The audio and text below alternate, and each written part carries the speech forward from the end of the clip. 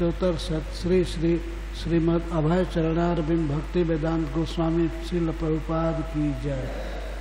अनंत कोटि वैष्णव वृंद की जय। नामाचार्य श्रील हरिदास ठाकुर की जय। प्रेम से कहो श्री कृष्ण चैतन्य प्रभु नित्यानंद श्री अद्वैत गदाधर शिवासादि गौर भक्तबिंद की जय। श्री श्री राधा कृष्ण गोप गोपीनाथ श्याम कुंड राधा कुंड गिरि गोवर्धन की जय। श्री वृंदावन धाम की जय। श्री मायापुर नवद्वीप धाम की जय। श्री जगन्नाथपुरी धाम की जय। श्री जगन्नाथ बलदेव सुभद्रा की जय। गंगा माई की जय। जमुना माई की जय। श्रीमती भक्ति देवी की जय। श्रीमती तुलसी महारानी की जय। ग्रंथराज श्रीमद् भागवतम की जय। श्री श्री राधा गोविंद की जय। श्री श्रीनाथ जी की जय। श्री श्री सीताराम लक्ष्मण हनुमान जी की जय। श्री श्री गौर निताई की जय। गौर Premanandi. All glories to the assembled devotees. All glories to the assembled devotees. All glories to the assembled devotees. जय श्रील प्रभुपाद।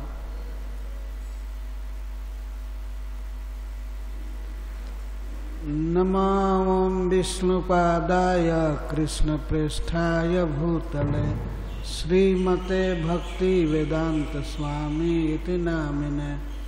नमस्ते सारस्वते देवे गौरवाणी प्रचारिणे निर्विशेष शून्यवादी पाश्चात्य देशतारिणे।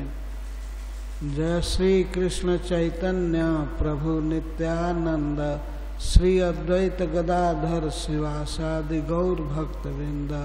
हरे कृष्णा कृष्णा कृष्णा हरे हरे, हरे राम राम राम हरे हरे। ओम नमो भगवते वासुदेवाय।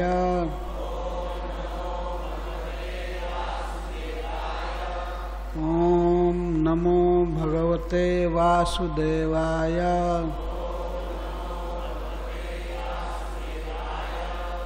ओम नमो भगवते वासुदेवाय।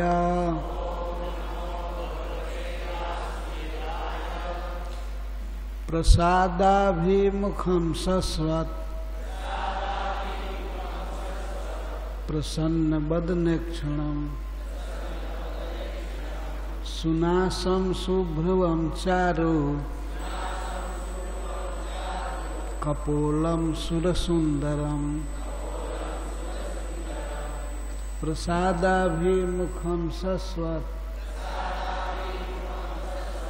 प्रसन्नवदनेक्षणम् सुनासं शुभ्रुवं चारु कपोलं सुरसुन्दरम्। प्रसादाभिमुखं सस्वत् प्रसन्नवदनेक्षणम् सुनासं शुभ्रुवं चारु कपोलं सुरसुन्दरम्।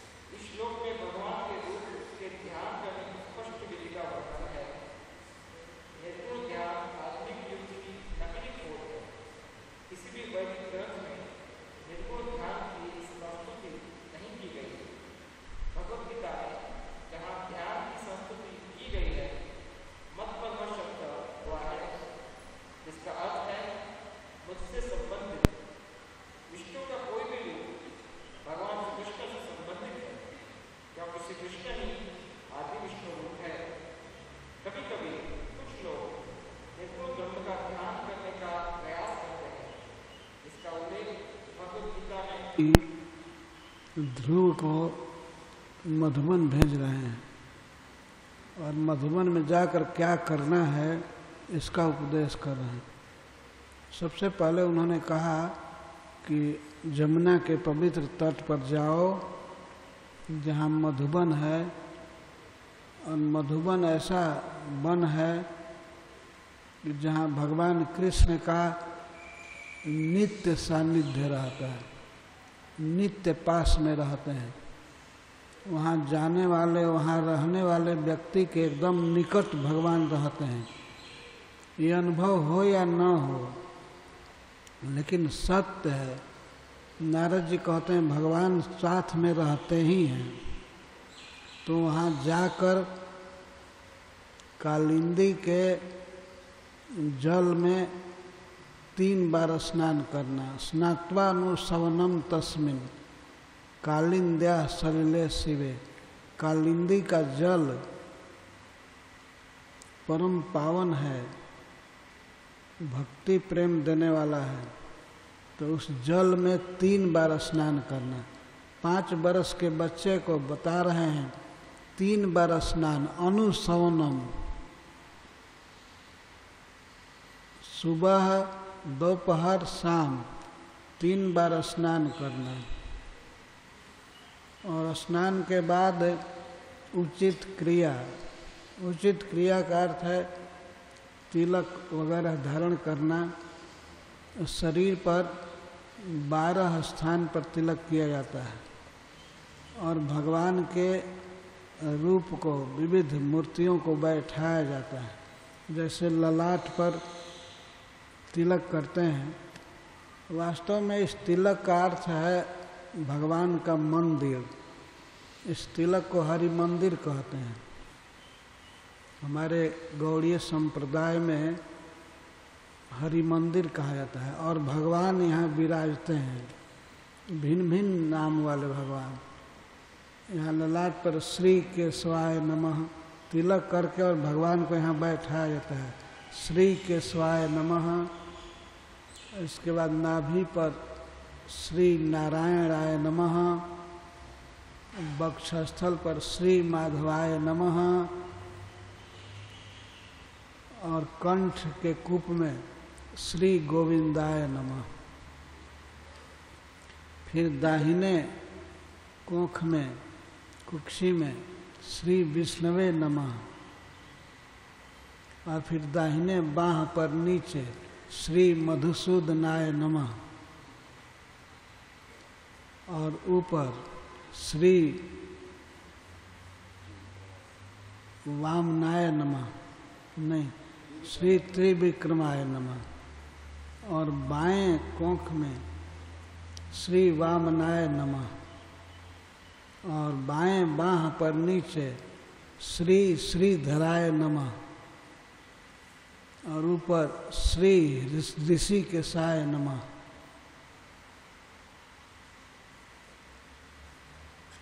इसके बाद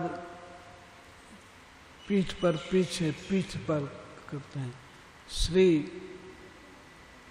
पद्मनाभाय नमः।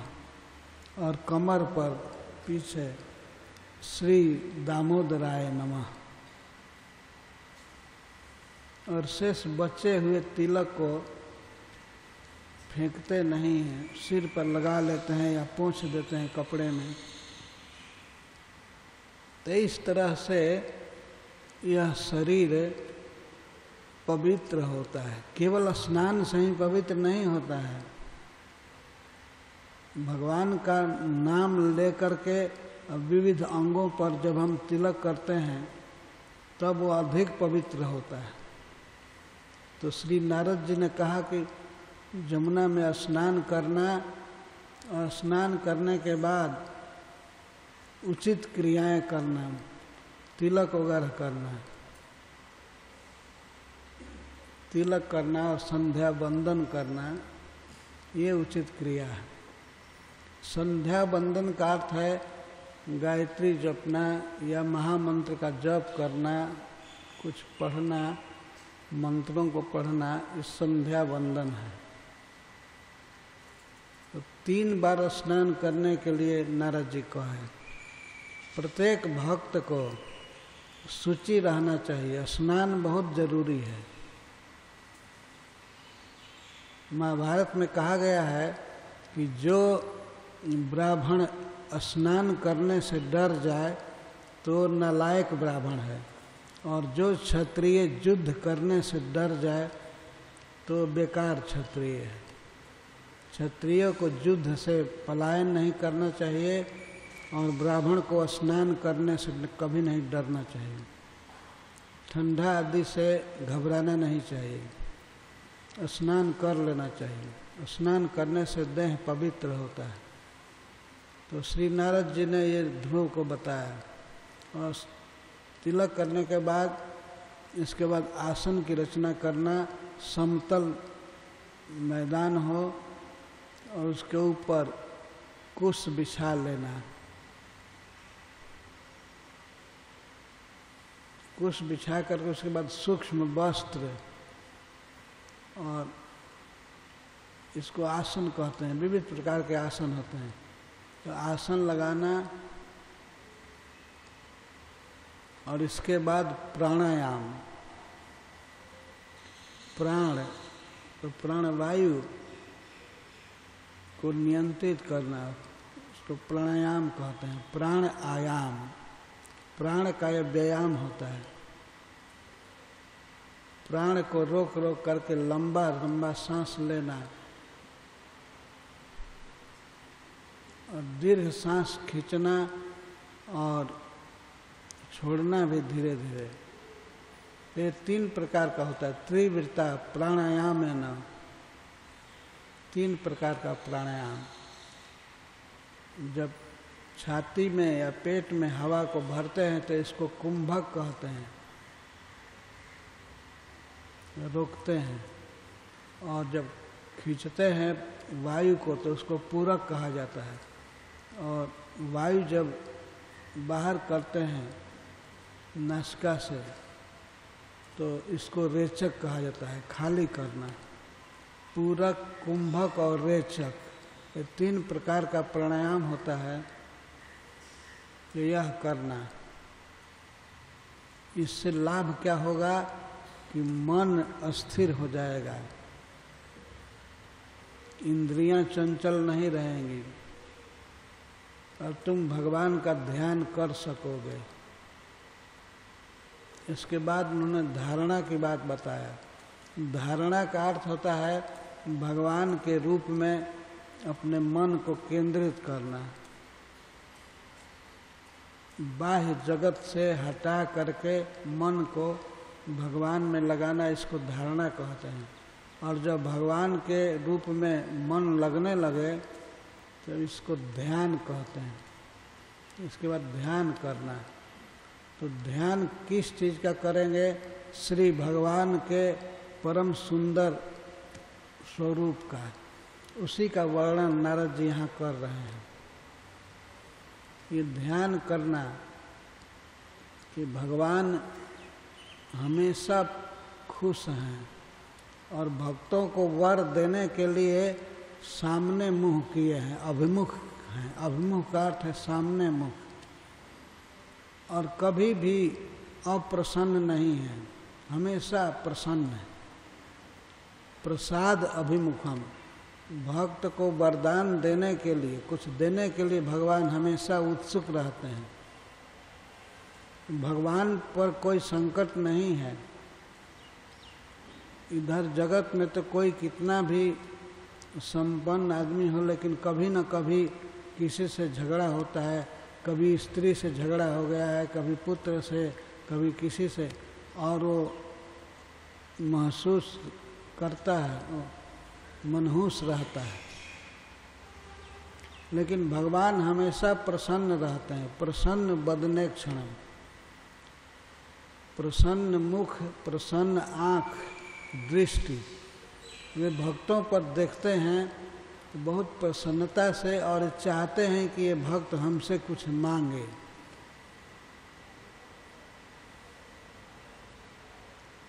भगवान की इच्छा रहती है कुछ देने की। तो इस रूप में भगवान का ध्यान करना है।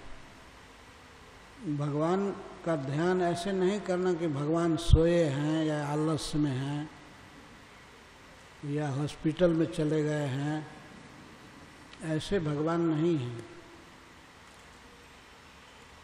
कभी भी भगवान के पास जाए कोई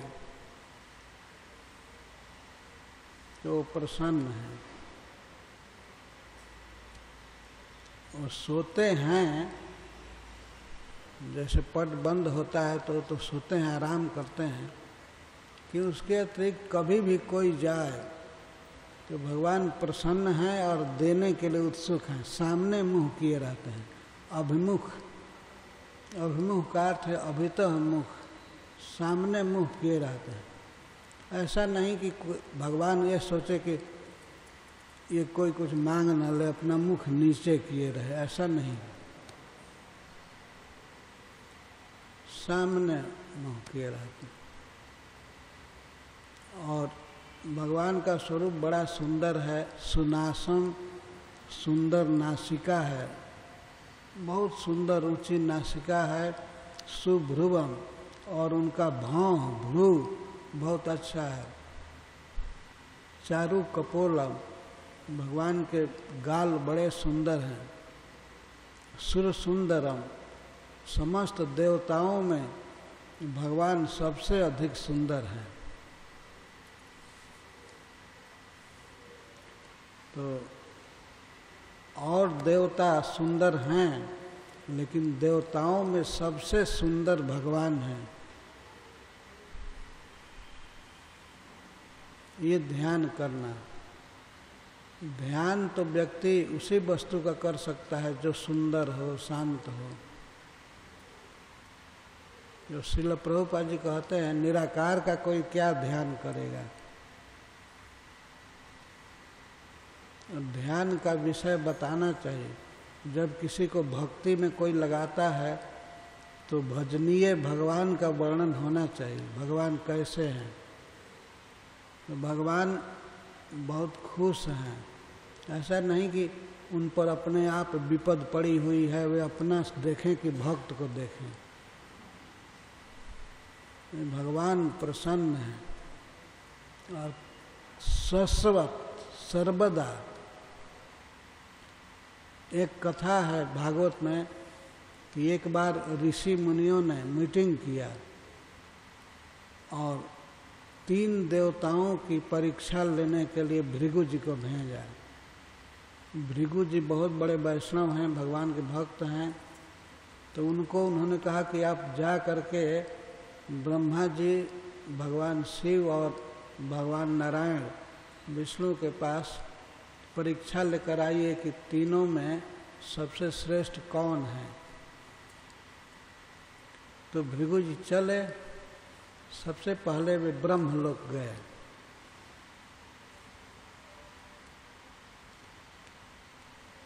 तो उन्होंने ब्रह्मा जी को प्रणाम नहीं किया। ब्रह्मा जी के पुत्र हैं भृगु जी, मानस पुत्र हैं, लेकिन इतने महान ब्रह्मा जी को वे भरी सभा में प्रणाम नहीं किए। तो ब्रह्मा जी को बहुत क्रोध आया। किसी व्यक्ति में जितना भी धैर्य होगा, सत्वगुण होगा, उतना ही बड़ा है। तो प्रणाम नहीं करने से वो क्षुब्ध हो गए। सोचने लगे कि ये बेटा होकर के प्रणाम नहीं कर रहा है। और फिर तुरंत अज्ञान आया कि अच्छा बेटा है, कोई बात नहीं। तो इसलिए क्रोध को रोक लिए। तो क्रोध आ गया। एक पुत्र के प्रणाम नहीं करने पर मन का बैलेंस खराब हो गया, वे क्रोधित हो गए, लेकिन कुछ कहे नहीं। उन्होंने सोचा कि कुछ कहूँगा तो और सब देवता सोचेंगे कि इसमें बाप कहीं दोष है, इसने ट्रेनिंग नहीं दिया है। इसलिए वो चुपचाप रह गए। पर भीतर से क्रोध तो आ गया। तो सोचने लगे कि आज क्या हुआ है, पागल हो गया है, क्यों नहीं प्रणाम कर रहा है। लेकिन बोले नहीं। तो भृगु जी परीक्षा ले लिए, उनकी आंख क्रोध से टमटमा गई। तो भृगु जी परीक्षा ले लिए, यही परीक्षा थी। और इसके बाद वे कैलाश गए, जहाँ भगवान भोलानाथ रहते हैं। वे उठकर खड़े हुए, भगवान शिव अपने आसन से उठकर खड़े हो गए भृगु जी को देखकर, और सोचे कि हमारे भाई आए हैं, इनका आलिंगन करेंगे। उठ करके चले आलिंगन करने के लिए। तो लीला ऐसी है कि भगवान शिव ब्रह्मा जी से प्रकट हुए हैं, तो भाई हुए भृगु जी के। तो चले आलिंगन करने, तो भृगु जी कहते हैं, चल हट दूर, कभी स्नान नहीं करता है, अपना रूप तो देखो, इतना गंदा शरीर, तुम मुझे छुएगा, दूर रहो दूर रहो।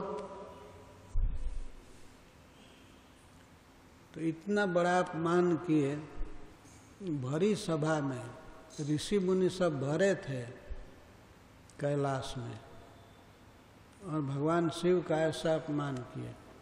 तो अपने अपमान से भगवान शिव तो बिल्कुल गर्म हो गए।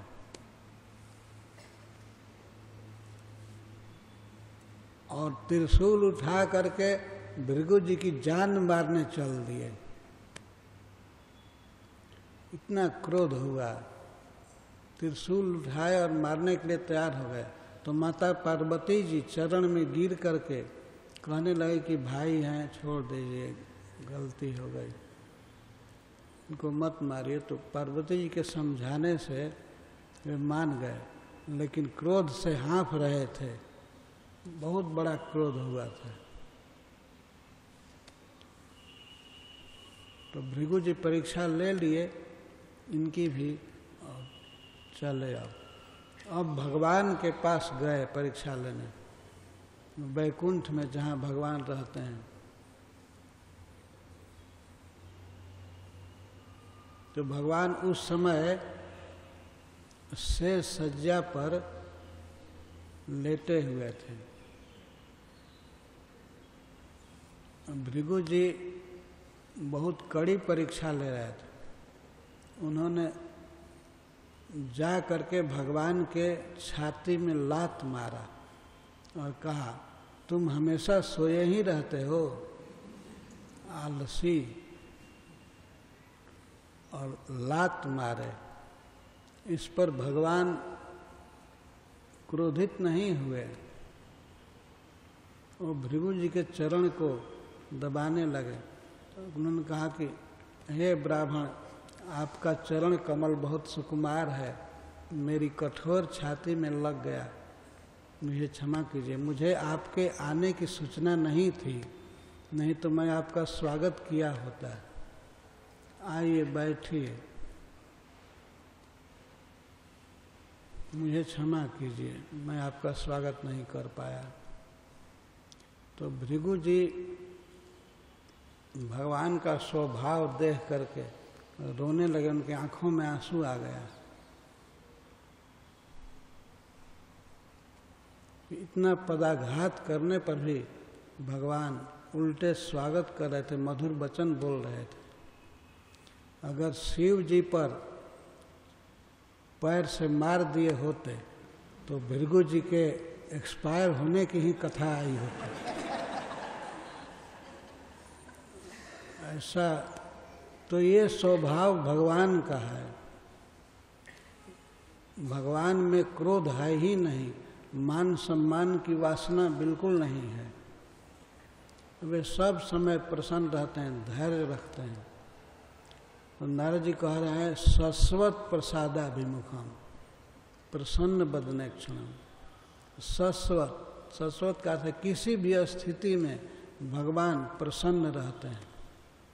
प्रसन्न वदन, प्रसन्न आँख और वाणी सुंदर बोलते हैं। ऐसे भगवान का ध्यान करना चाहिए।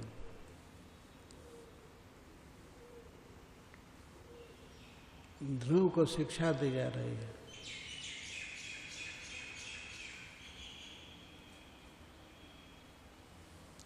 तरुणम रमणीयांगम, और भगवान कैसे हैं? भगवान बिल्कुल नव युवक हैं, नया जवान। नया जवान का मतलब है किशोर अवस्था के। भगवान विष्णु हमेशा 16 से 20 वर्ष के लड़के जैसे सुंदर युवक रहते हैं सबसे पहले के, अनादिकाल से, लेकिन युवक रहते हैं, बिल्कुल फ्रेश जवानी और परम सुंदर। नारद जी कहे तरुणम रमणीयांगम, और भगवान के सभी अंग, उनके हाथ, उनके पैर, उनकी आँख, उनकी गाल, उनके सिर, सब रमणीय अंग, बहुत आकर्षक हैं।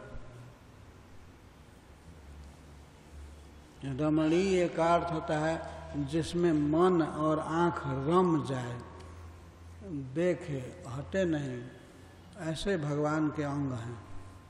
शरीर के सभी अंग परम सुंदर रमणीय अंगम। और अरुण ओष्ठे क्षणाधरम, भगवान के होठ लाल लाल हैं, आँखों में गुलाबी लालिमा है, और अधर भी लाल है। ध्यान का विषय यदि न बताया जाए तो केवल कह देने से क्या होगा कि तुम भजन करो, क्या भजन करेगा? बताना चाहिए ना। ठीक, नारद जी प्रमाणिक गुरु हैं, बता रहे हैं कि ये इस चीज का ध्यान करना है। तो भगवान के मुख का ध्यान, भगवान के अधर का ध्यान, नासिका का ध्यान, भौं का ध्यान, ये सबसे अधिक सुंदर हैं, देवताओं से भी अधिक सुंदर हैं, और बिल्कुल नव यौवन में हैं। तरुणम रमणीयांगम, अरुण आँखें हैं, अरुण ओष्ठ है,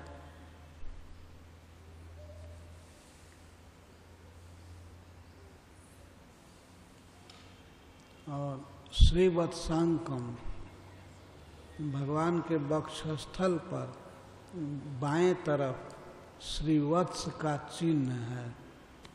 श्रीवत्स का अर्थ होता है श्री के प्रति, लक्ष्मी जी के प्रति भगवान बहुत स्नेहवान हैं। लक्ष्मी जी सारे देवताओं को, सबको छोड़ करके और भगवान नारायण को वर्ण की हैं। इसलिए भगवान बड़े कृतज्ञ हैं लक्ष्मी जी के। तो वे अपने वक्षस्थल पर आसन दिए हैं, अपने छाती पर आसन दिए हैं, बाएं भाग में। भगवान का शरीर सांवला है, श्रीवत्सांकम घन श्यामम, भगवान सांवले बादल की तरह हैं, और श्री जी गोरी हैं। तो ऐसी गोरी श्री जी को भगवान ने अपने वक्षस्थल पर वास दिया है। क्यों अपने छाती पर वास दिए हैं?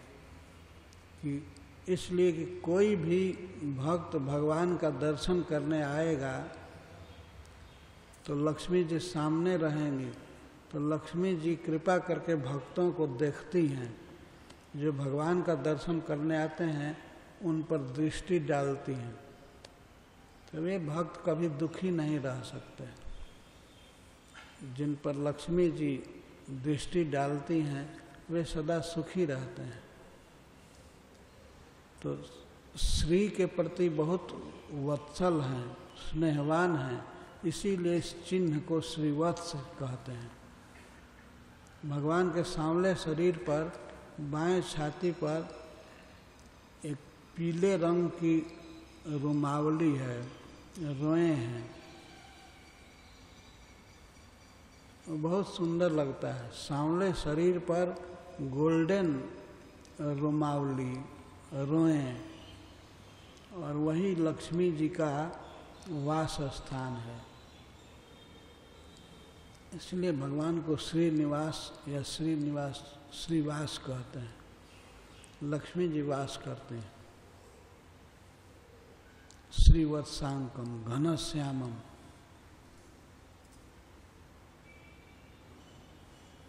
पुरुषम वनमालिनम, और भगवान पुरुष हैं।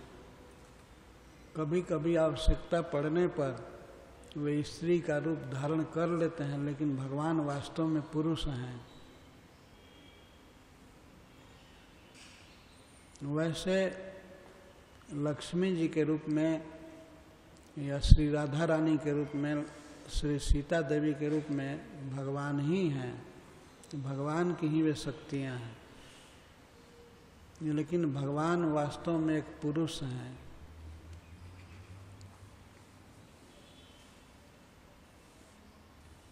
उनमें सब महापुरुष के गुण हैं।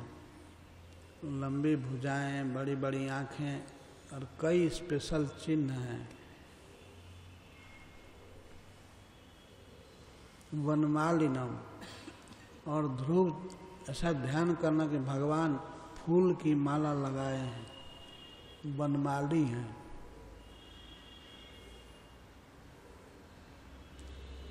भगवान इतने धनी हैं, लेकिन ऐसा नहीं है कि केवल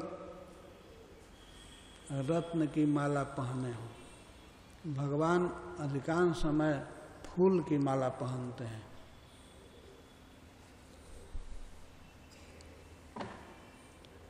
और आजकल तो लोग भगवान की पूजा करते हैं पर फूल जुटा नहीं पाते हैं, प्लास्टिक की माला पहना देते हैं। आप वृंदावन में देखेंगे बिहारी जी, बांके बिहारी जी को हजारों मालाएं रोज पहनाई जाती हैं, और अपने कृष्ण बलराम को, राधा श्याम सुंदर जी को, गौर निताई को बहुत माला पहनाई जाती है। भगवान पहनते हैं ये फूल की माला।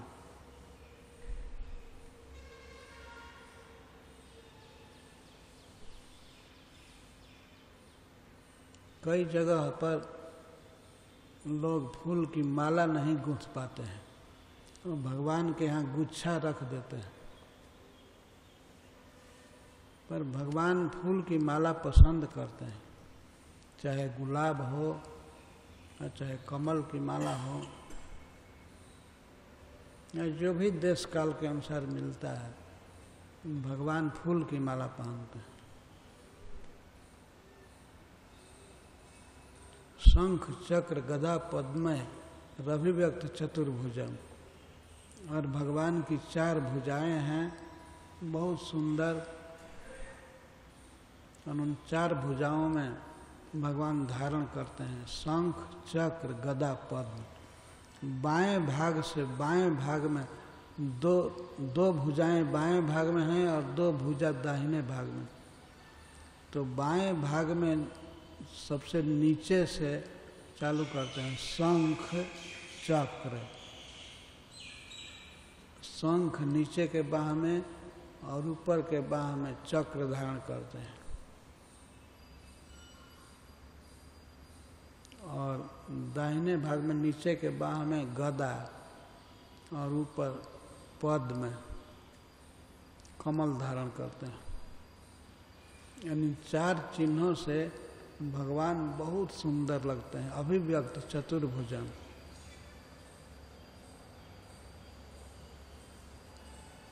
भगवान की 4 भुजाएं बहुत सुंदर लगती हैं।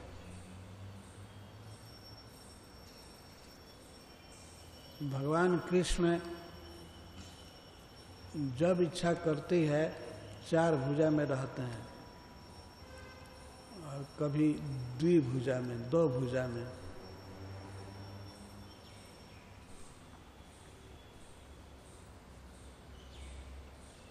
वे अपने मथुरा द्वारका धाम में प्रायः 4 भुजा में रहते हैं और वृंदावन धाम में 2 भुजा।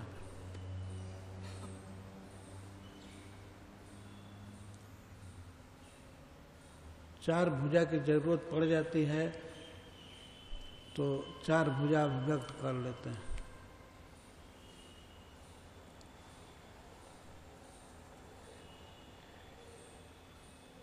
एक बार की घटना है, भगवान द्वारका में थे, बहुत रानियों से भगवान का विवाह हुआ था, संख्या 16,100 16,100 कन्याओं से भगवान ने विवाह किया था और सभी एक से एक सुंदरी थी और भगवान की सेवा में रत रहती थी, सेवा करती रहती थी। एक बार भगवान रुक्मिणी जी के भवन में थे और टेरेस पर पलंग डाल करके विश्राम कर रहे थे। तो रुक्मिणी जी भगवान की सेवा कर रहे थे। सबसे महान पटरानी होकर के भी और दासियों के रहने पर भी स्वयं सेवा कर रही थी। भगवान को चामर डुलाना, पंखा डुलाना, या भगवान के चरण की सेवा करना, या भगवान के लिए भोजन बनाना, श्रृंगार करना, स्नान कराना, सभी काम करती थी। तो रुक्मिणी जी की सेवा को देखकर भगवान बहुत प्रसन्न हुए और कुछ मजाक करने के लिए भगवान ने कह दिया, रुक्मिणी तुम बहुत सुंदरी हो, तुम्हारी सेवा की भावना बहुत अच्छी है, लेकिन तुम में एक दोष है। दोष ये है कि तुम सब तरह से गुणवती हो, लेकिन तुमको बुद्धि नहीं मिला है। तुमने मेरे साथ विवाह किया, ये बहुत बुद्धिहीनता की। देखो मैं कोई राजा नहीं हूँ, मैं तो अपनी जन्मभूमि छोड़ दिया, मथुरा छोड़ करके और यहाँ सौराष्ट्र में आ गया और यहाँ भी कोई जगह नहीं है, मेरा कोई स्थान नहीं है, जमीन नहीं है, मैं समुद्र में रह रहा हूँ, गुजारा कर रहा हूँ। तो हमारा कोई धन नहीं है, जगह जमीन नहीं है, मैं कोई राजा नहीं हूँ और बहुत डरपोक हूँ, मैं समुद्र में छिप करके रह रहा हूँ।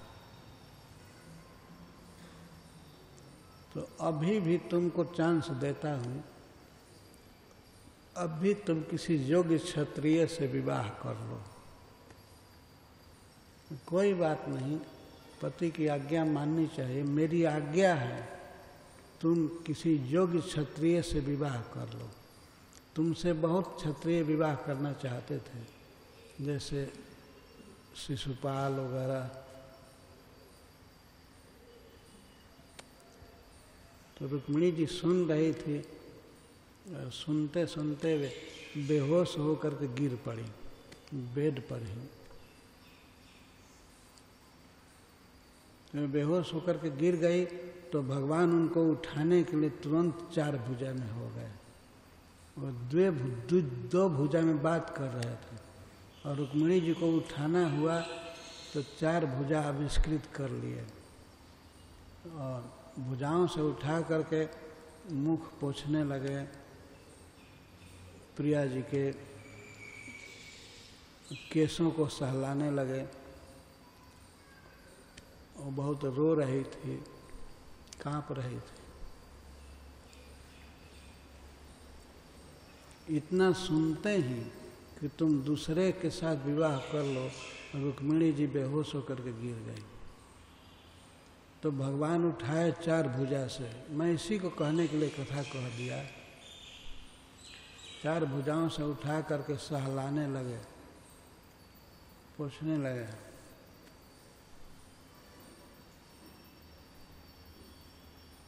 और उन्होंने कहा कि अरे मैंने तो केवल मजाक किया, तुम ये सच्चा मान ली, मैं तुमको मुझ पर विश्वास नहीं है, मैं तुमको छोड़ सकता हूँ, तुम मेरी बात पर कैसे विश्वास कर ली? मैं तो केवल मजाक किया था, और मैं सोचा कि मैं जब ऐसा कहूँगा तो तुम उल्टे मुझको डांटोगी। तो डांटना तो दूर रहा, तुम तो गिर गई, बेहोश हो गई। हमारे भाग में भी सुख नहीं है। मैं सोचा कि हमारी प्रिया हमको डांटेगी, अपने दांतों से ओठ दबा करके, और कहेगी ऐसा बात क्यों बोला। तो जो हंसी मजाक पति कर सकता है वो भी मैं नहीं कर पाता। देखो, केवल इतना मजाक करने पर ही ये गिर गई।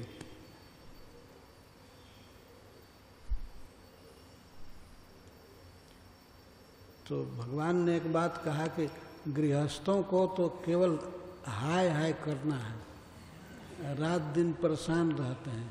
यही एक सुख है ना कि कभी अपनी पत्नी से मजाक कर लिया जाए, हंसी कर लिया जाए, कुछ सुख से समय बीते।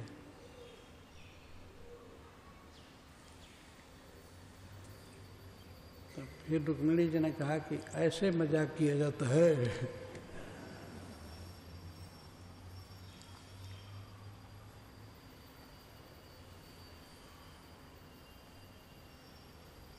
भगवान ने फिर क्षमा मांगा और प्रशंसा किया कि तुम्हारा वास्तव में मेरे प्रति सच्चा प्रेम है।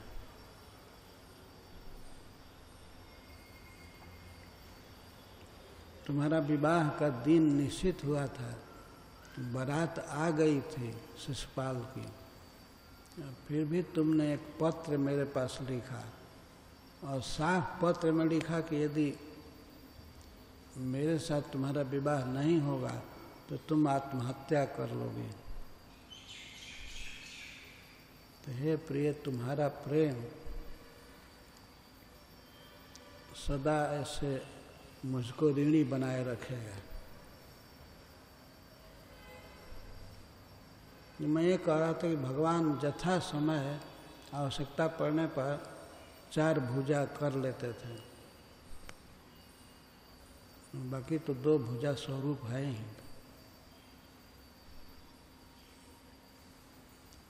किरीटिनम कुंडलिनम, भगवान के सिर पर बहुत सुंदर बहुमूल्य रत्न का मुकुट है, बहुत सुंदर। और कुंडलिनम, कानों में कुंडल झिलमिलाता रहता है, कर्ण का आभूषण। केयूर बलयान्वितम, और बाह में केयूर है और बलय है, बाजूबंद। केयूर कहते हैं जो केहनी के ऊपर बांधा जाता है, यहाँ, और बलय जो कलाई में बांधा जाता है। बहुत सुंदर आभूषण है। कौस्तुभा भरण ग्रीवम, और भगवान कौस्तुभ मणि अपने गले में धारण करते हैं।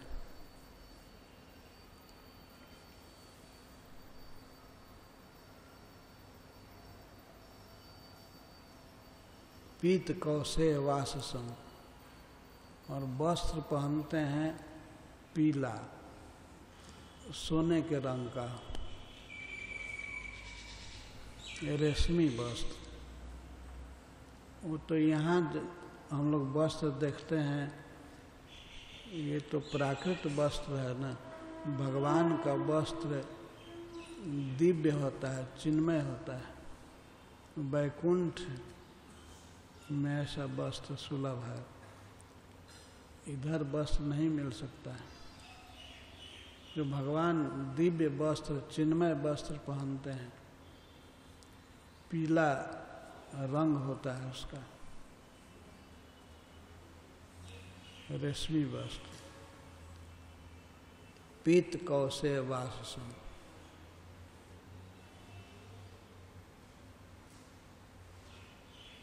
और गुण वर्णन कर रहे हैं, प्रणत आश्रयम नृमणम शरण्यम करुणावणम।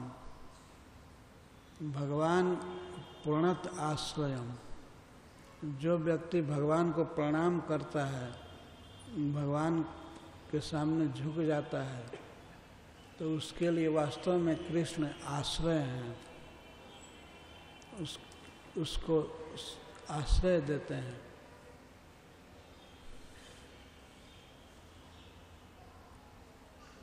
इस संसार में कोई व्यक्ति आश्रय लेने योग्य नहीं है।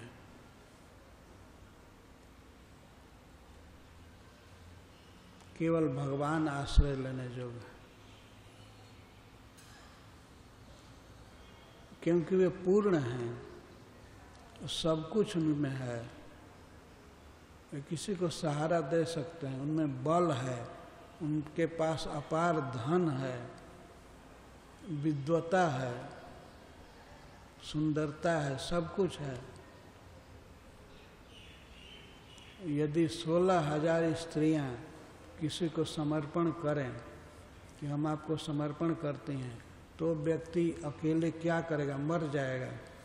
तो कहेगा कि एक स्त्री का खर्चा चलाने में ही मैं इतना परेशान हूँ, मैं 16,000 का कैसे चला पाऊँ। 16,000 का 16 स्त्री को चलाना कठिन है। किसी को 16 कन्याएं कहें कि हम आपको पति मानती हैं, आप हमें स्वीकार कीजिए, तो वो तो व्याकुल हो जाएगा। लेकिन ये सत्य घटना है। भगवान ने जब नरकासुर का वध किया प्राग ज्योतिषपुर में, तो वहाँ 16,000 कन्याएं, राजाओं की कन्याएं अंतःपुर में रहती थी, कैद की गई थी। नरकासुर पृथ्वी से जहाँ तहाँ से राजाओं की कन्याओं का अपहरण किया था। नारद जी ने कह दिया था कि 16,000 कन्याओं से जो विवाह करेगा वो भगवान होगा। उनका कहने का आशा था कि मतलब विवाह भगवान ही करेंगे। तो नरकासुर सोचा कि मैं 16,000 से विवाह करूंगा तो भगवान हो जाऊंगा, इसीलिए वो सबको रखा था अपने महल में और प्रतीक्षा कर रहा था किसी दिन विवाह करूंगा। लेकिन भगवान गए वहाँ, गरुड़ जी पर चढ़कर भौमासुर का वध कर दिए।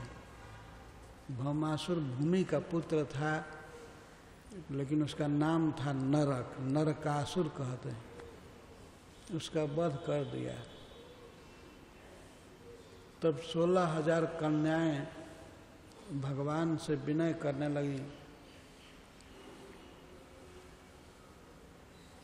कि हम अब तक अपने मन में आपको ही अपना पति मानती हैं, आप हमें स्वीकार कीजिए। भगवान ने कहा ठीक है। वो 16,000 पालकी तुरंत प्रस्तुत किए और एक एक पालकी में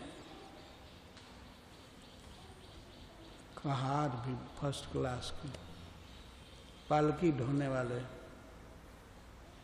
और सबको आसाम से द्वारका लाए। सबके लिए अत्यंत सुंदर वस्त्र, सबके लिए अलंकार, और द्वारका आने पर सबके लिए वास स्थान बहुत सुंदर। और एक मुहूर्त में 16,000 बन गए भगवान, और 16,000 उनके माता पिता भी सब हो गए, यहाँ तक कि पुरोहित नाई वगैरह सब 16,000 ज़्यादा।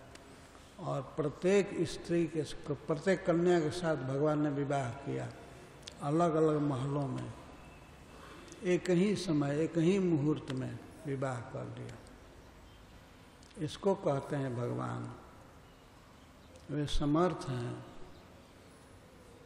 और बहुत सुंदर सुंदर अलग अलग बड़े आलीशान भवन बने थे द्वारका में, और भगवान रहते थे अपनी पत्नियों के साथ।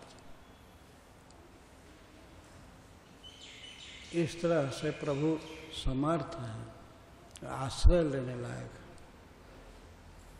वे गीता में साफ कहते हैं, जे यथा माम प्रपद्यन्ते तांस तथैव भजाम्यहम्। जो जिस भाव से मुझे भजता है मैं उसी भाव से प्रतिदान करता हूँ। और कोई ऐसा समर्थ नहीं है। कोई किसी को कहे कि हम आपको अपना पुत्र बनाना चाहते हैं, कोई बन सकता है क्या? हमारा पुत्र बन जाइए, नहीं बन सकता। लेकिन भगवान कहते हैं ठीक है, अगर देवकी ने, वसुदेव जी ने भगवान को बेटा माना और सोचा कि हमारा पुत्र हो जाए, तो भगवान हो गए।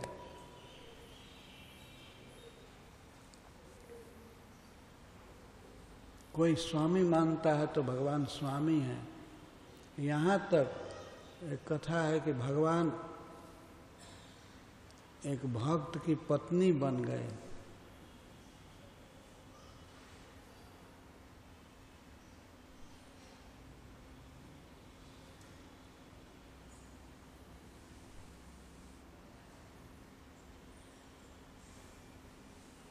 घर में पत्नी बन करके पति की सेवा करते थे।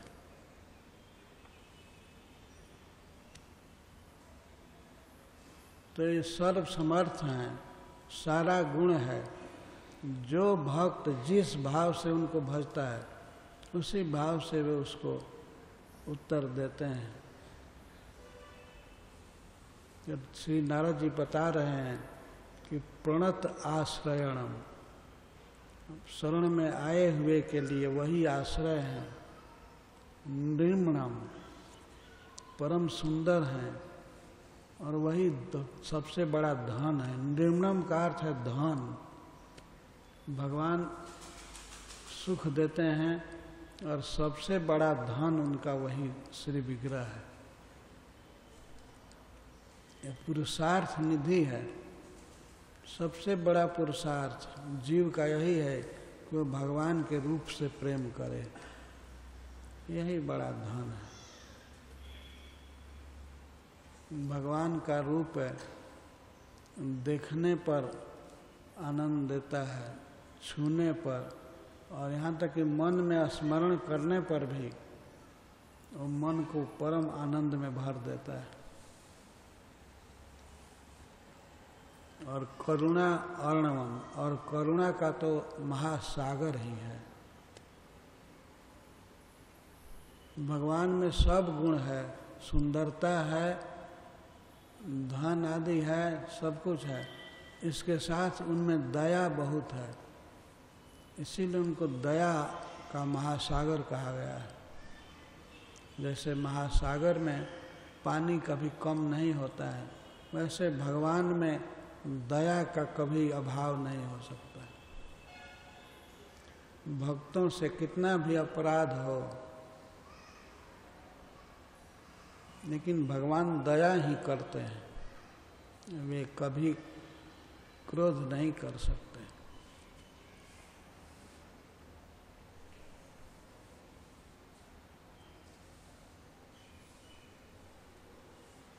सकल अंग पद विमुख नाथ, मुख नाम की ओट लई है। गोस्वामी तुलसीदास जी कहते हैं कि हे प्रभु, मेरा तो सब अंग आपसे विमुख है, मुंह विमुख है, हाथ विमुख, सब अंग विमुख है, लेकिन एक जीभ की ओट लई है, केवल एक जीभ से आपका नाम ले रहा हूँ। है तुलसी प्रतीत प्रीत, एक प्रभु मूर्ति कृपामयी है। इतना ही विश्वास है कि आप कृपामय हैं, केवल नख से सिख तक आप में कृपा भरी हुई है। आप कृपा समुद्र हैं, कृपा सिंधु हैं, अतः आप कृपा करेंगे ही। जो कृपा का समुद्र है और कृपामय है, कृपालु स्वभाव है, तो दया करेगा ही। यही विश्वास, और तो कुछ हमारे जीवन में नहीं है, पर इतना विश्वास है कि आप कृपामय हैं, आप दया करेंगे। यही भगवान का स्वभाव है। तो नारद जी भगवान के स्वभाव का भी वर्णन कर रहे हैं, भगवान के गुण का वर्णन कर रहे हैं। करुणार्णवम, करुणा के अर्णव।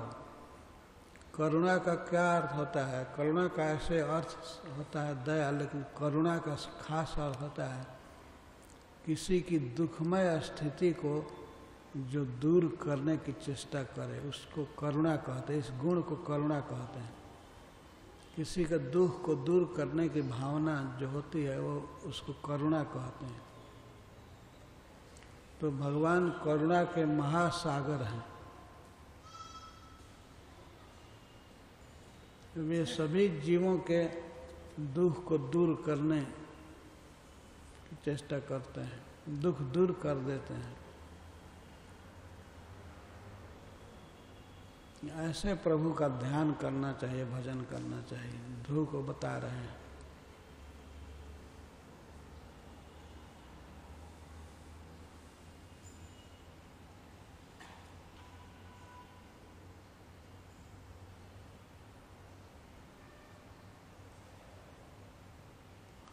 कांची कलाप पर्यस्तम, भगवान अपने कमर में कांची बांधे हुए हैं। कांची का अर्थ होता है करधनी, सोने का बेल्ट बांधे हैं, और उस बेल्ट में छोटी छोटी घंटियां झूलती रहती हैं। भगवान जब चलते हैं तब झनझन झनझन आवाज होती रहती है।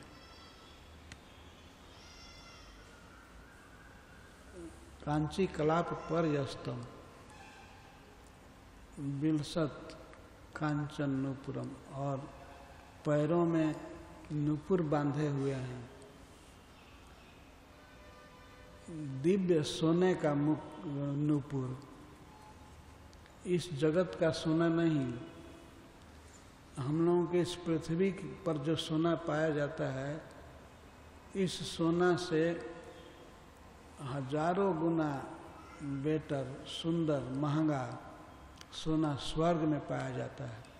उसको जाम्बू नद सोना कहते हैं। और स्वर्ग से भी कोटि गुना अधिक महंगा और सुंदर सोना वैकुंठ में पाया जाता है। जो भगवान वैकुंठ का सोना पहनते हैं। इस पृथ्वी का ये सोना तो ये पीला पीला पत्थर है, किसी काम का नहीं। असली सोना स्वर्ग का है, और स्वर्ग से भी कोटि गुना सुंदर और श्रेष्ठ सोना वैकुंठ का है। तो भगवान सोने का नूपुर पहने हैं, पैर में पायजेब बांधे हैं।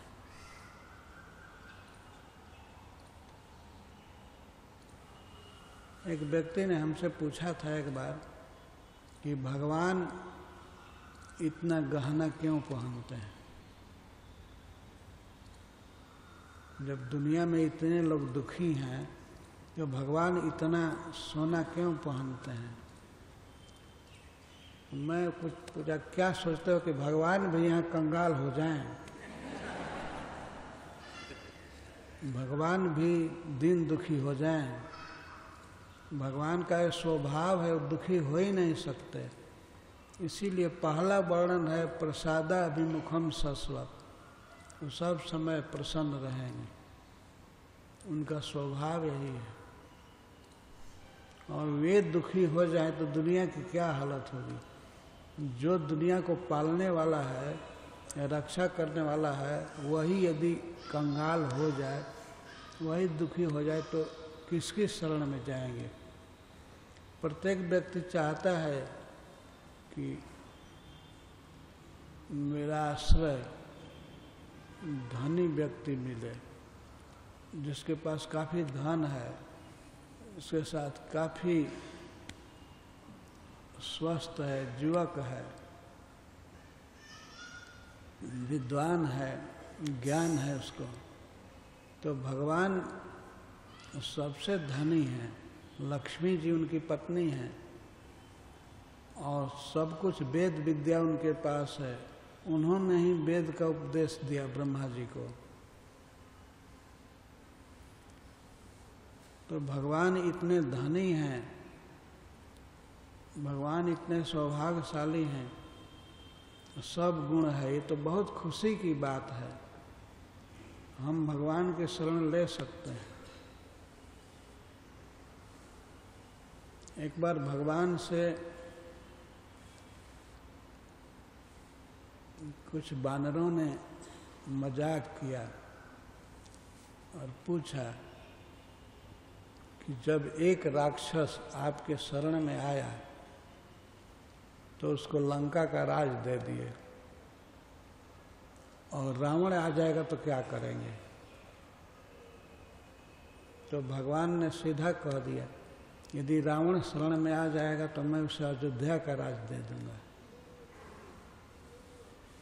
विभीषण को राज दिए शरण में आने पर लंका का राज, और रावण को मैं अयोध्या का राज दे दूंगा।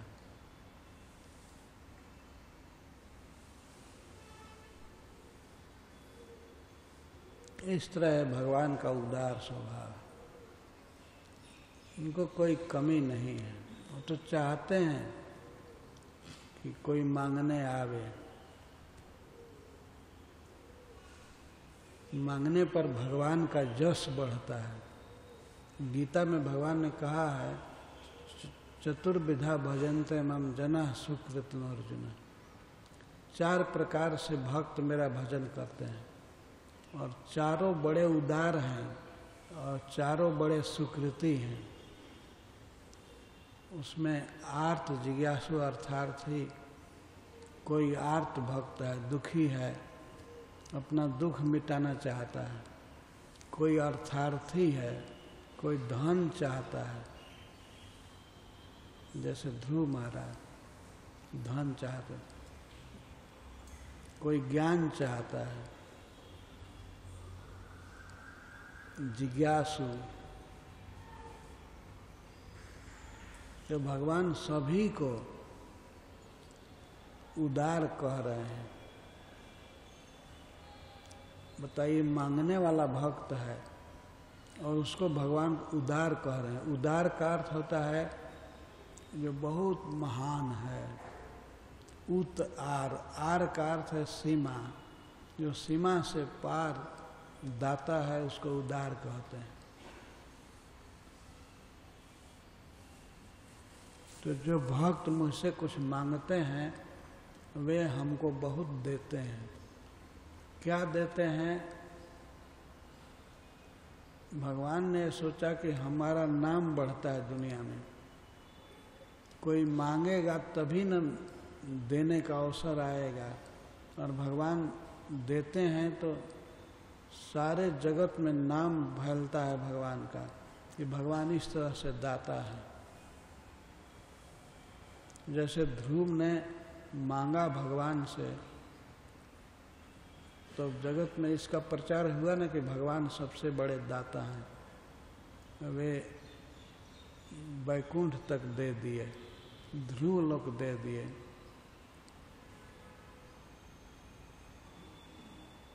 जो भगवान सोचते हैं कि इससे मेरा नाम बढ़ता है। अगर कोई मुझसे मांगता है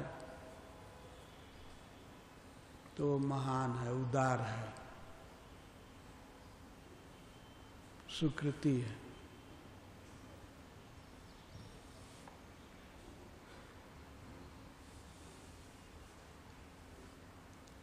तो ऐसे प्रभु का भजन करना चाहिए ना, जो मांगने पर भी बहुत प्रसन्न होते हैं।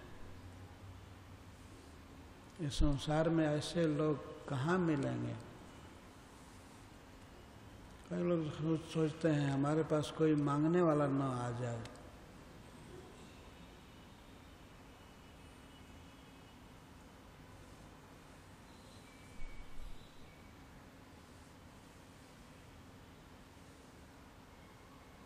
बल्कि लिखे रहते हैं घर पर, नो एडमिशन, यहाँ नहीं आना है, बी अवेयर ऑफ डॉग्स, कुत्ता से सावधान रहिए,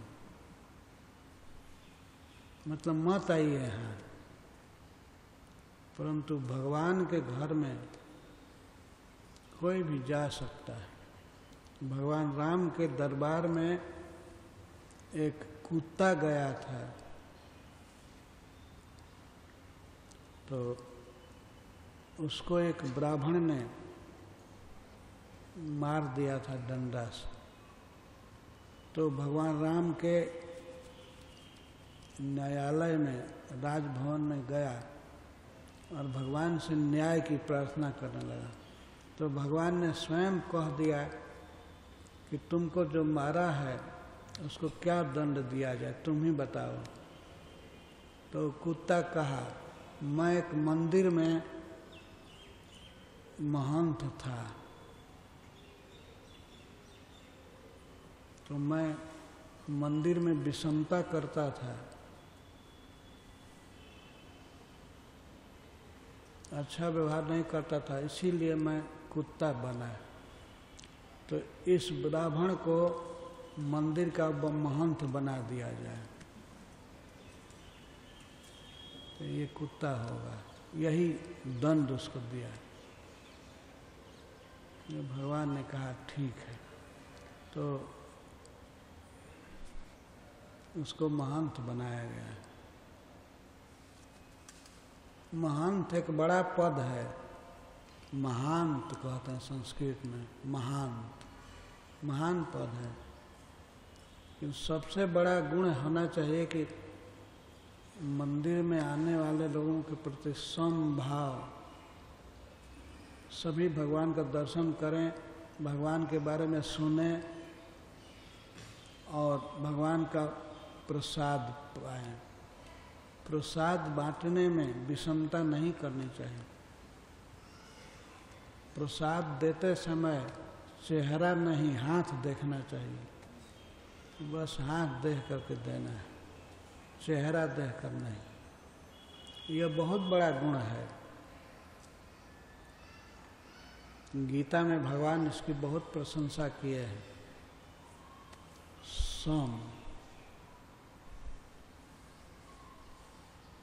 सम भाव से व्यवहार करना, मानसिक भाव सम रखना चाहिए।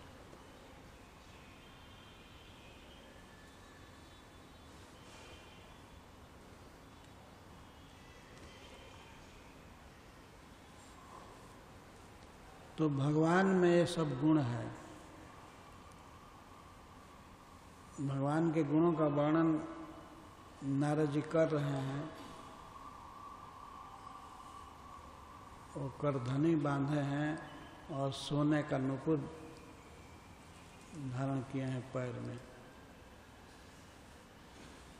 लसत कांचन नुपुरम दर्शनीय तमम शांतम मनोनयन वर्धनम।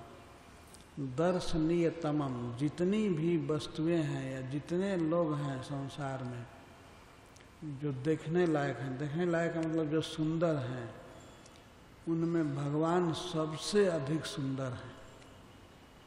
दर्शनीय तमम शांतम, और भगवान बिल्कुल शांत हैं, उनमें क्रोध नहीं है, उनमें चिंता नहीं है। ऐसा नहीं है कि किसी दिन लक्ष्मी जी से झगड़ा हो गया है और भगवान चिंता में पड़ गए हैं।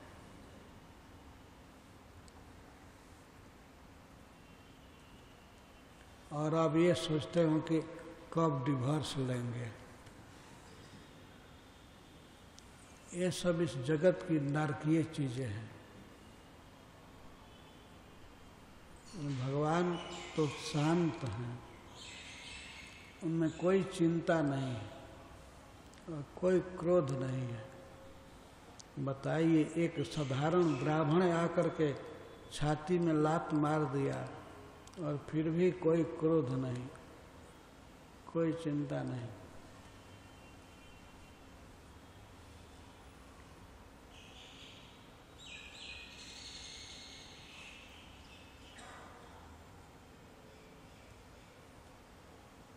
मनोनयन वर्धन, भगवान को देखने पर, मन में सोचने पर भी मन बढ़ जाता है, बहुत प्रफुल्लित हो जाता है और आँखें बड़ी बड़ी हो जाती हैं, मतलब देखने की लालसा बढ़ जाती है। तो इस तरह मनः नयन वर्धनम, मन और आँख को बढ़ाने वाला भगवान का रूप है। जब कोई चीज को व्यक्ति नहीं देखना चाहता है तो आँखों को घटा लेता है, आँखें बंद करता है।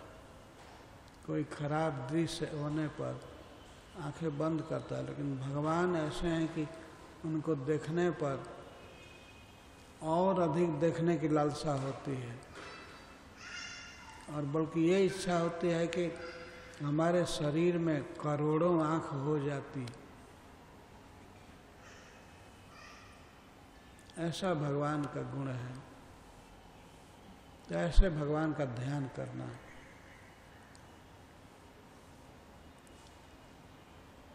पदभ्याम नख मणि श्रेण्या बिलसद्भ्याम समर्चताम हृतपद्म कर्णिका मध्यस्थम धीष्ण्यम आक्रम्य आत्मनि अस्थितम। और ध्यान करना कि भगवान के दोनों चरण कमल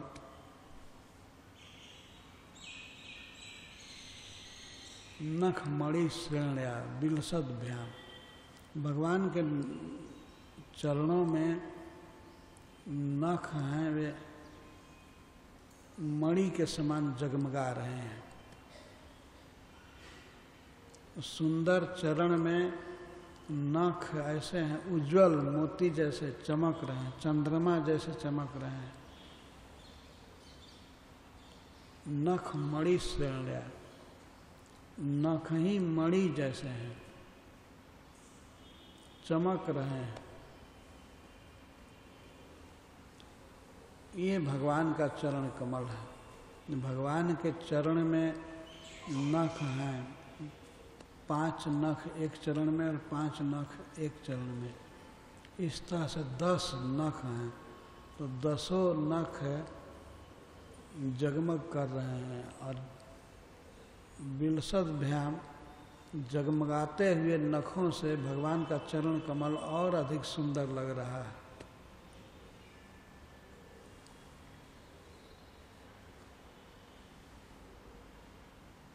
और ध्यान करना कि भगवान अपने भक्त के हृदय कमल में, हृदय एक कमल के समान है, तो उस कमल की कर्णिका पर भगवान अपना चरण रखे हुए हैं। कमल खिला है और कर्णिका है, उस गद्दी पर भगवान अपना चरण कमल रखे हैं और चरणों में नख जगमगा रहे हैं चंद्रमा की तरह।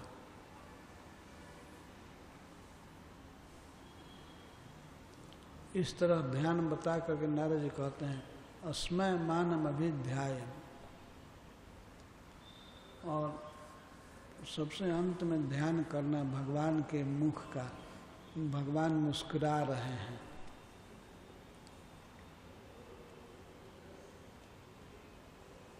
अभिध्याय, अच्छा से ध्यान करना, भगवान के हंसते हुए चेहरे का ध्यान, मुस्कुराते हुए। मुस्कान कहते हैं उस हंसी को जिसमें दांत दिखाई नहीं पड़ता है, तो चेहरे से पता चल जाता है कि हंस रहा है व्यक्ति। तो भगवान ऐसे मुस्कुराते रहते हैं हमेशा। स्मय मानम अभिध्याय।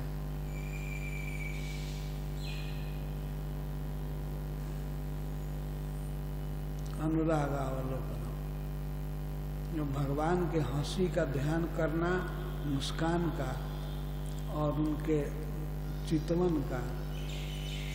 वे देखते हैं भक्तों को तो बहुत ही स्नेह से देखते हैं, स्नेह से भगवान देख रहे हैं और मंद मंद मुस्कुरा रहे हैं। कभी कभी भगवान ठठा कर कभी हंसते हैं, लेकिन ज्यादातर वे मुस्कुराते हैं। तो भगवान के मुस्कान का ध्यान करना और भगवान के स्नेह भरी दृष्टि का ध्यान करना।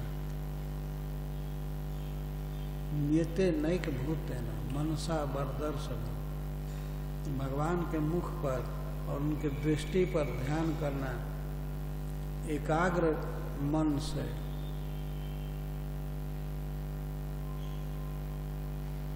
और यह ध्यान में देखना कि भगवान वर देने वालों में सबसे श्रेष्ठ है।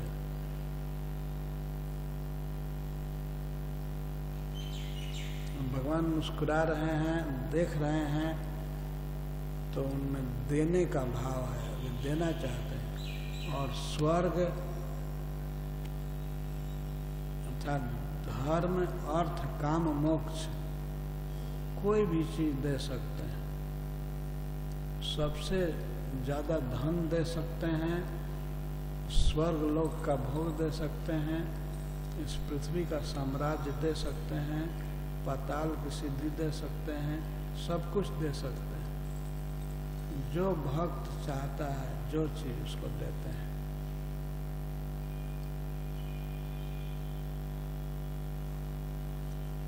इस प्रकार की बात बता करके अब नारद जी कहते हैं कि तुम भगवान का ध्यान करना,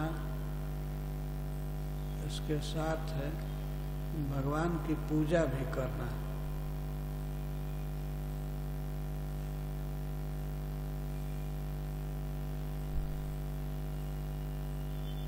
भगवान की पूजा विविध द्रव्यों से करना, बहुत वस्तुओं से, देश काल विभागवित, देश के अनुसार, काल के अनुसार जो वस्तु सुलभ हो, उन वस्तुओं से भगवान की पूजा करना। ध्यान तो करना ही, इसके साथ पूजा जरूर करना।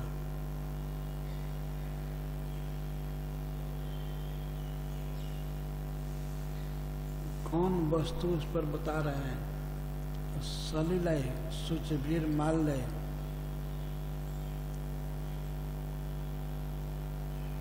वन्य मूल फलाद भी। वन में तुमको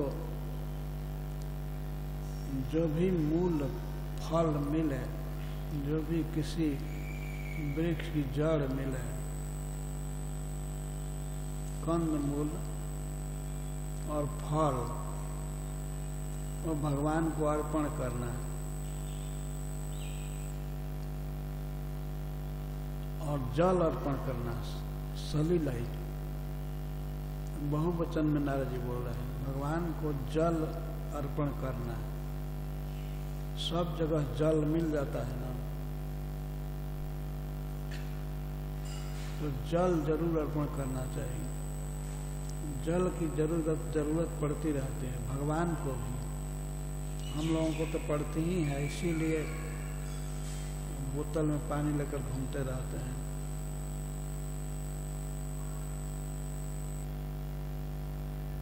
तो भगवान को जल अर्पण करना, यह पूजा है, सम्मान है। भगवान केवल हमारी भावना को देखते हैं, भाव को देखते हैं। तो जल से पूजा करना और वन में मिलने वाले मूल और फल से। मूल और फल जो भी मिले, किसी भी देश में, किसी भी काल में ये चीजें मिल जाती हैं। भगवान की पूजा कोई महंगी नहीं है, जो स्वाभाविक मिलता है उसी से पूजा करनी है। मूल फलाद भी भगवान की पूजा बहुत खर्चीली वस्तु से ही होगी ऐसा नहीं कह रहे। जल से पूजा करना है, जल अर्पित करना है। भक्त लोग अपने घरों में रखते हैं भगवान को, गौर निताई जी को, लड्डू गोपाल को या राधा कृष्ण को, तो प्रायः वे छोटे छोटे गिलास में पानी रख देते हैं। यह अर्पण हुआ। भगवान वास्तव में समस्त जगत के सृष्टि करता है। जल उनके अधीन है, वही जल सब बनाए हैं। भूमि रापु आप, जितना जल है वो भगवान की शक्ति है। लेकिन फिर भी भगवान को यदि प्रेम से दिया जाता है जल तो वे लेते हैं। गीता में कहते हैं पत्रम पुष्पम फलम तोयम यो में भक्त्या प्रयच्छति तदहम भक्ति प्रहृतम अस्नामि प्रयतात्मना। कोई मुझे भक्ति से पत्र, पुष्प या फल और जल देता है तो मैं उसे ग्रहण करता हूँ। यह गीता में भगवान क्यों बोले? इसीलिए बोल रहे हैं ना कि लोग मुझे अर्पण करें, मेरे भक्त मुझको दें। इसके लिए नहीं कि भगवान बहुत भूखे हो गए हैं या भगवान बहुत प्यासे हो गए, पानी उनके लिए दुर्लभ हो गया है, लेकिन वे भाव के भूखे हैं। कहते हैं इस तरह से हमसे संपर्क जोड़ेगा भक्त, हमको देने के लिए पत्र, पुष्प, फूल और फल और जल।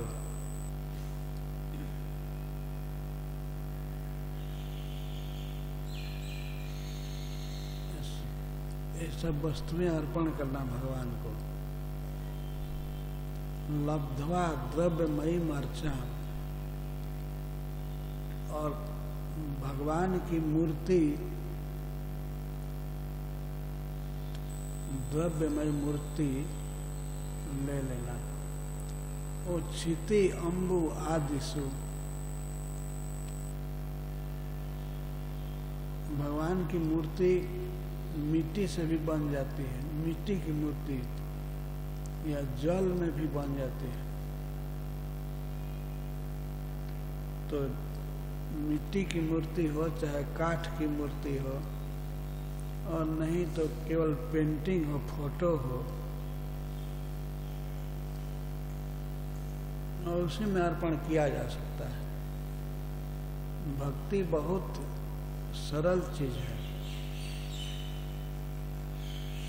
तो श्री नारद जी बता रहे हैं कि बेटर होगा कि मूर्ति ले लो, और मूर्ति अपनी क्षमता के अनुसार, अगर सोने की मूर्ति हो तो सोना की मूर्ति बना सकते हो, लोहे की मूर्ति, काठ की मूर्ति, मिट्टी की मूर्ति, बालू की मूर्ति।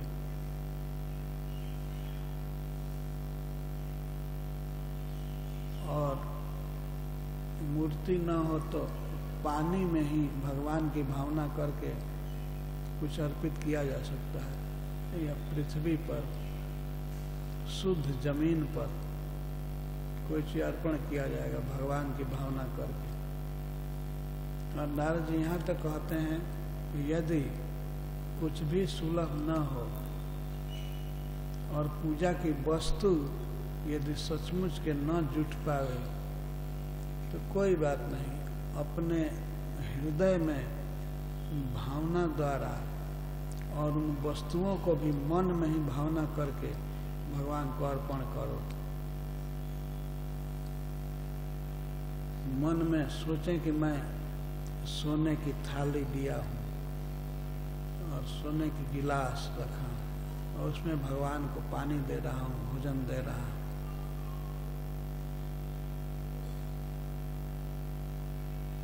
यदि सोने का बर्तन देखे हैं तब तो कल्पना कर लेंगे, और नहीं देखे हैं तो जो देखे हैं वही कल्पना कीजिए। ठीक है, मैं प्लास्टिक में भगवान को परोस रहा हूं, लेकिन परोसे तो मन से देना चाहिए ना। कितना सुलभ है भगवान, कितना सरल है भक्ति करना। अपने पास यदि कुछ पका हुआ नहीं है या बाजार से फल आदि भी नहीं है, तो मन से तो पूरा गोदाम हम ला सकते हैं। किसी दुकान में फल देखे हैं, ड्राई फ्रूट या ग्रीन फ्रूट जो भी, वो तो ला सकते हैं ना। मन में ला करके और भगवान को अर्पण करना चाहिए, और मनिया करके मन में परोस देना और भगवान को खिलाना। भगवान विदुरानी का फल खाए थे ना, केले का छिलका खाने लगे।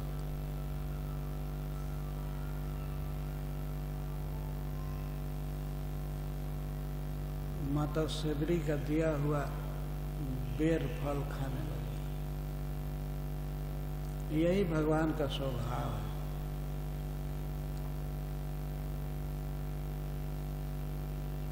हम लोगों का स्वभाव होना चाहिए कि हमें भगवान को देना है, इस भावना से नहीं कि भगवान बहुत जरूरत में है। हमारा यही धर्म है, हमारा यही स्वभाव होना चाहिए, हमें भगवान को देना है। और कुछ नहीं तो मन से देना है। मन में भगवान को दूध अर्पण करना है, फल अर्पण करना है। मन में भगवान के लिए खीर बनाना है, हलवा बनाना है। किसी भी देश में, किसी भी काल में भगवान की भक्ति हो सकती है, और किसी भी वस्तु के द्वारा। पर इतना सावधान रहना चाहिए कि नारद जी जिन वस्तुओं का नाम बोल रहे हैं उसके अलावा और वस्तु नहीं, अपनी कल्पना से कोई वस्तु नहीं बना लेना चाहिए कि भगवान ये भी खा लेंगे, ये भी खा लेंगे। नहीं, खास करके वनौषधियों से जो पदार्थ प्राप्त होते हैं उसी को अर्पण करना है। फल, फूल अर्पण करना है। ऐसा नहीं कि अब तंबाकू भी अर्पण कर दें, नहीं। नारद जी जो कह रहे हैं उसी के अनुसार सोचना चाहिए, सावधान रहना चाहिए।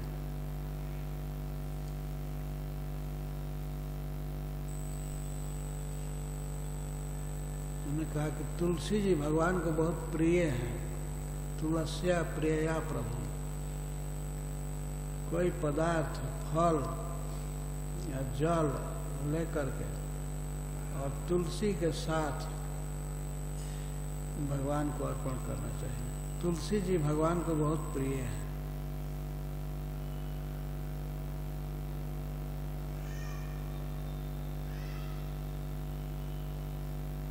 अगर तुलसी जी सुलभ ना हो तो अपने यहाँ तुलसी का बिरवा लगा लेना चाहिए। जिस घर में तुलसी जी रहती हैं उस घर में महामारी नहीं हो सकती है, अकाल मृत्यु नहीं होती है, सब सौभाग्य होता है। भगवान वहाँ रहते हैं। इसीलिए प्रत्येक व्यक्ति को अवश्य अपने घर में तुलसी रखना चाहिए, तुलसी जी की सेवा करनी चाहिए। तुलसी जी की सेवा सबसे बड़ी है।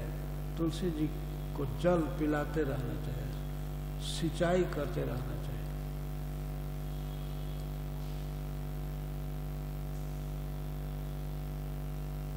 तो ये इस्कान में भक्तों को सिखाया गया है प्रतिदिन तुलसी की सिंचाई करना और गीत गाना। तुलसी कृष्ण प्रेयसी नमो नमः। तुलसी जी कृष्ण की प्रेयसी हैं। ये वृक्ष के रूप में हैं, लेकिन ये भगवान की प्रिया हैं।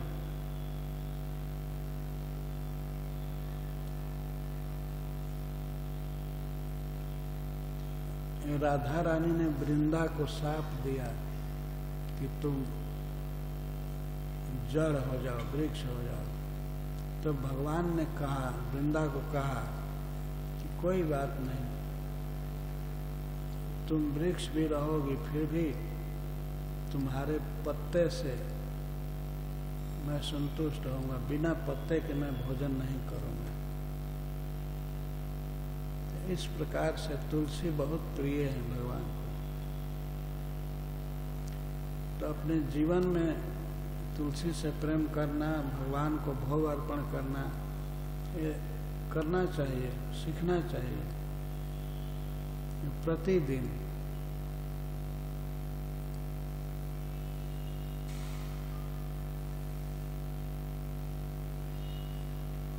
और कैसा गुण होना चाहिए भक्त का, पूजा करने वाले का, तो नारद जी बताते हैं, आवृतात्मा मुनि जतवान बिनमित बन्य भो।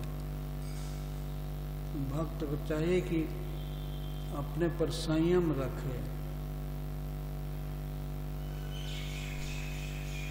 पूजा करने में तुरंत फिर फोन न उठाया करे।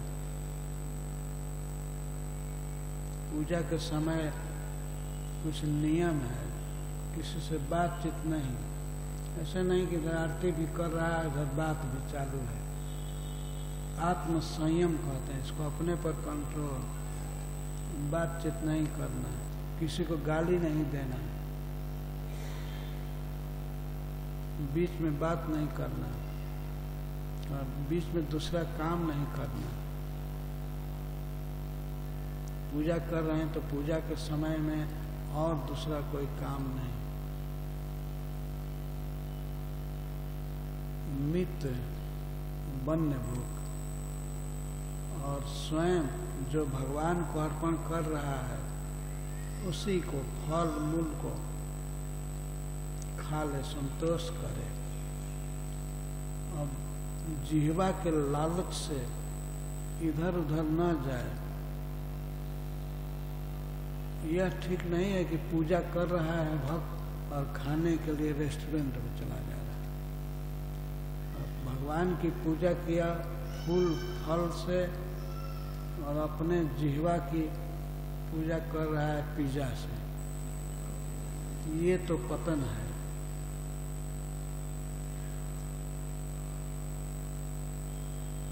हमारे गुरु भाई हैं, वो कहते थे मायापुर में, पिज्जा पास्ता नरक का रास्ता।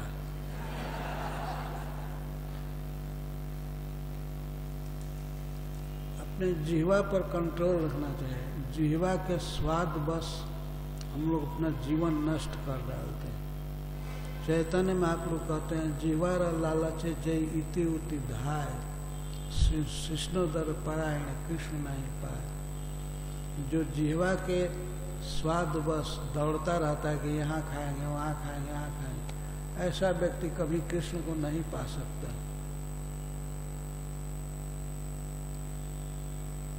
पूजा करने में इसका ध्यान रखना चाहिए कि हम भगवान के भक्त हैं, पूजा कर रहे हैं, तो हमें भोजन वही करना है जो भगवान को अर्पित किया गया, और संतोष करके खा लेना चाहिए। कभी जिह्वा के स्वाद बस नहीं खाना चाहिए, और ज़्यादा नहीं खाना चाहिए। प्रसाद के अलावा नहीं खाना चाहिए, और वो भी मात्रा सीमित रहनी चाहिए, ज़्यादा नहीं।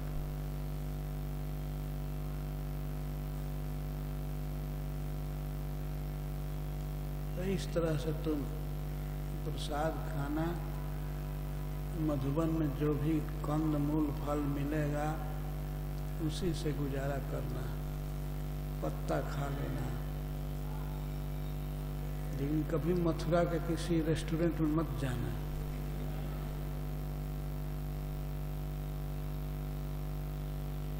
उस समय तो था भी नहीं ये सब रेस्टोरेंट, बन ही बन था। तो नारद जी सिखा रहे हैं, ये सबको शिक्षा सीखना चाहिए। तो कह रहे हैं कि नित वन्य भूख, परमित आहार करना, और वन में मिले, जंगल में मिले कंद मूल फल वही खा लेना और संतोष करके रहना, इस तरह पूजा करना। और अंत में बता रहे हैं जप्यश्च परमो गुह्य श्वेता निर्पात्मज। हे राजपुत्र, अब सुनो, अब तुमको मैं एक मंत्र बता रहा हूँ जिसको जपना है, इसी को जपते रहना। पूजा करते समय इसी मंत्र को जपना है। इस मंत्र की विशेषता है, बताते हैं, यम सप्तरात्रम प्रपठन पुमान पशुति खेचरा। इस मंत्र को कोई 7 रात जपे पढ़े तो आकाश में विचरने वाले भगवान के पार्षदों को देख सकता है, सिद्धों को देख सकता है। इतनी शक्ति है इस मंत्र में। रात्र का मतलब है 7 दिन, जैसे नवरात्र कहते हैं, तो नवरात्र का मतलब है 9 रात, लेकिन उसका अर्थ है 9 दिन। तो 7 दिन इस मंत्र को कोई जपे दिन रात, तो उससे आकाश में विचरण करने वाले सिद्धों का दर्शन हो सकता है। देवता लोग आकाश में घूमते रहते हैं, सबको दिखाई नहीं पड़ते हैं, लेकिन इस मंत्र को जपने वाला व्यक्ति केवल 7 दिन 7 रात जपे तो देवताओं का दर्शन कर सकता है। यम सप्तरात्रम प्रपठन पुमान पश्यति खेचरा। खेचरा मतलब जो आकाश में विचरण करते हैं उनका दर्शन। क्या मंत्र है, सुनो ध्यान से। ओम नमो भगवते वासुदेवाय।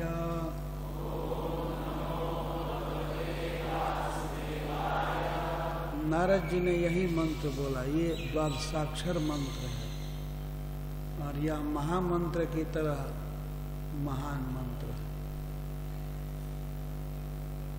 ध्रुव महाराज ने इसी को जपा। तो नारद जी कहे कि पूजा करना है, पूजा करो लेकिन मंत्र के साथ। मंत्र बोलते रहो, पूजा करो, और इसके साथ ध्यान में और चीज करें। स्वेच्छावतार चरित ही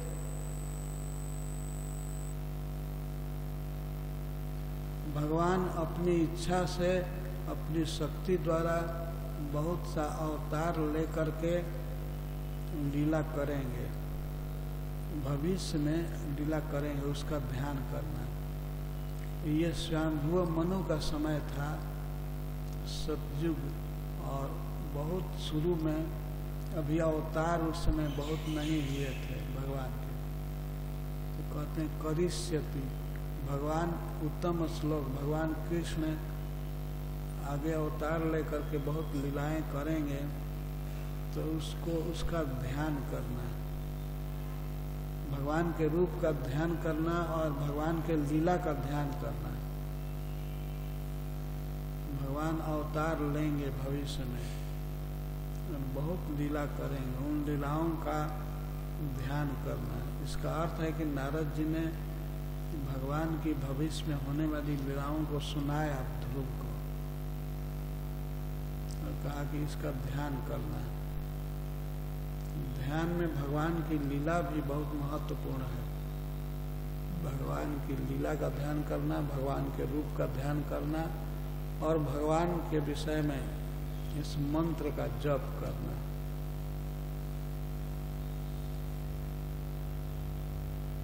इस प्रकार से जब नारद जी ने कहा तो ध्रुव